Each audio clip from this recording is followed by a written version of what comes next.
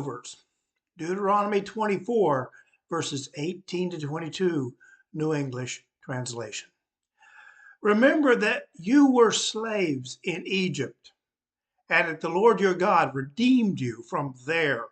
Therefore, I am commanding you to do all this.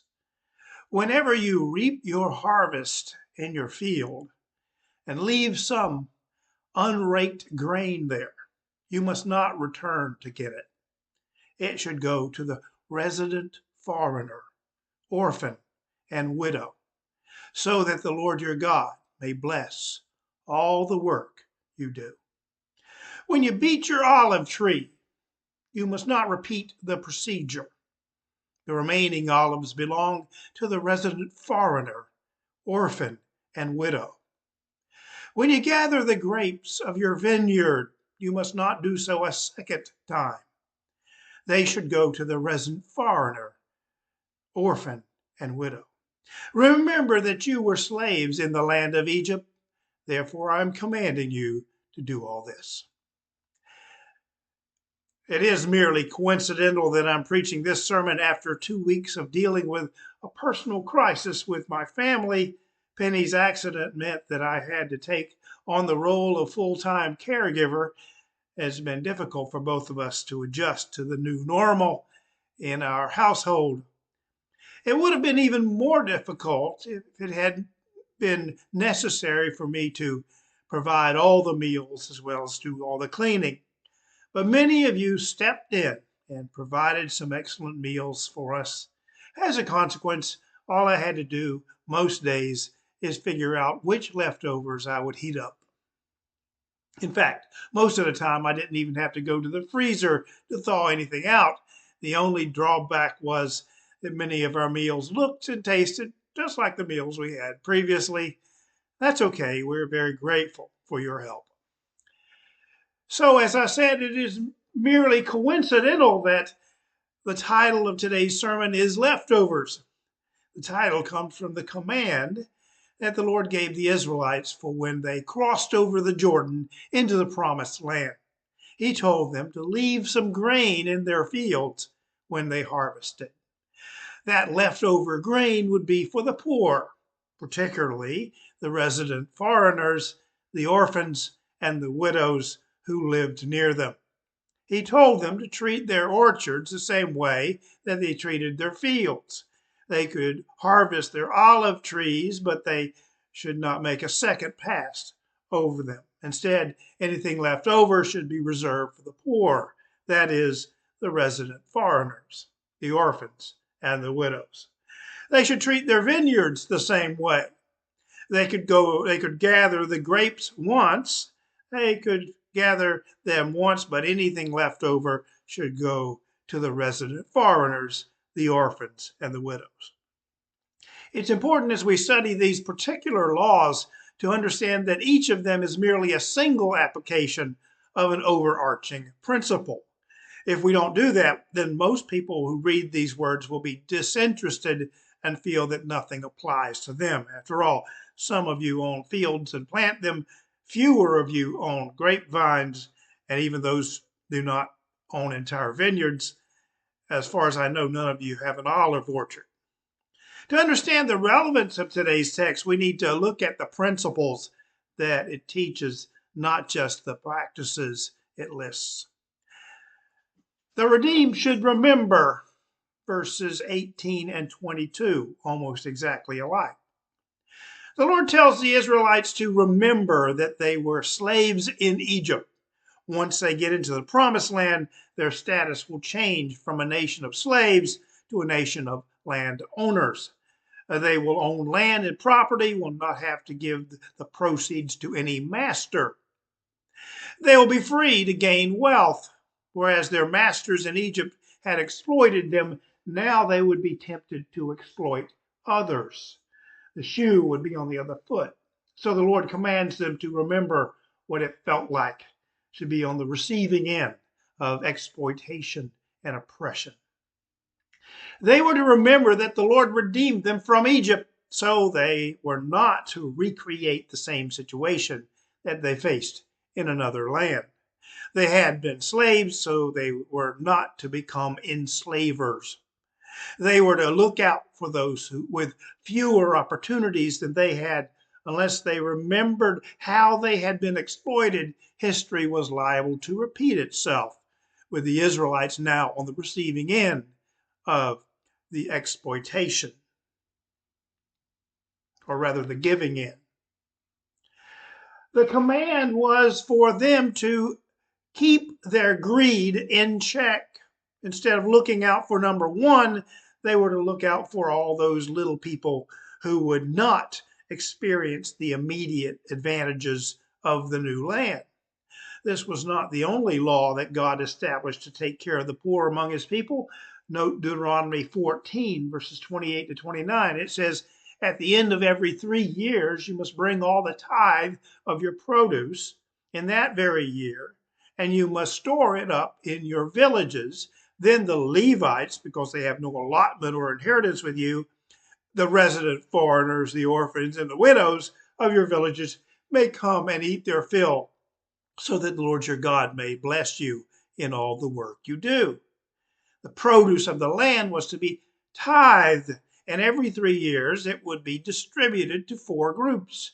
The 3 groups already mentioned, the resident foreigners, the orphans, and the widows, and also the Levites, because they are not distributed territory by tribe like the other tribes are. Note also Deuteronomy 26, verses 12 to 15. It says, when you finish tithing all your income in the 3rd year, the year of tithing, you must give it to the Levites, the resident foreigners, the orphans, and the widows, so that they may eat to their satisfaction in your villages. Then you shall say before the Lord your God, I have removed the sacred offering from my house and given it to the Levites, the resident foreigners, the orphans, and the widows, just as you have commanded me. I have not violated or forgotten your commandments. I have not eaten anything that I was when I was in mourning, or removed any of it while ceremonially unclean, or offered any of it to the dead. I have obeyed you and have done everything you have commanded me. Look down from your holy dwelling place in heaven and bless your people Israel and the land you have given us, just as you promised our ancestors, a land flowing with milk and honey. Notice then the same 4 groups of underprivileged among the Israelites are mentioned. But this passage points to another principle about taking care of the needy. The redeemed should seek blessing. Verse 19, that verse says, whenever you reap your harvest in your field and leave some unraked grain there, you must not return to get it. It should go to the resident foreigner, orphan, and widow, so that the Lord your God may bless all the work you do. The blessing on the crops was conditional on the sharing of the wealth with the lesser advantaged. If God looked down and saw a greedy farmer who did not share, he would withhold his blessing on that farmer and his family. Jesus told a parable about a farmer who was greedy like that. He said, beware, guard against every kind of greed. Life is not measured by how much you own. That statement is just as radical today as it was 2 millennia ago. Today, the popular belief is that those who have the most stuff have the best life. The rich are idolized no matter what they believe and no matter who they serve. Then he told them a story. A rich man had a fertile farm that produced fine crops, and he said to himself, what should I do? I don't have room for all my crops. Then he said, I know, I'll tear down my barns and build bigger barns. Then I'll have room enough to store all my wheat and other goods. And I'll sit back and say to myself, my friend, you have had enough stored away for years to come. Now take it easy, eat, drink, and be merry. Luke 12, verses 16 to 19. This was the man's 401k, his retirement plan. He said, I've got some good stuff. I'm going to make bigger barns so that I can hold all my stuff. Then I'm going to kick back, go to Barbados, and get some sand between my toes. Well, that was the plan. But God knew something that the would-be retiree did not know. But God said to him, you fool, you will die this very night. Then who will get everything you work for? Luke 12:20. The man was rich, resourceful, productive, and successful. He had made a plan that would provide for his needs and presumably those of his family. He would have been praised by the popular culture of his day and ours. But in just one moment, one last heartbeat, he was going to lose all that he had ever gained. Yes, a person is a fool to store up earthly wealth, but not have a rich relationship with God. Luke 12:21. This is the moral of the story. Jesus tells his disciples and the others who have ears to hear, don't waste your life just collecting stuff. Bigger barns are not the answer. So what is the answer? The answer is a rich relationship with God. But how do we get that? One way is to use our wealth to do what God would do: help the needy. We can build bigger barns, or we can give our excess to help those less well off. It's no secret which option Jesus would want us to choose. He taught people that when they put on a banquet, they should invite those who cannot repay them. In his parable of the wedding banquet, the original invitees did not respond, so the king told his slaves to scour the streets and invite everyone.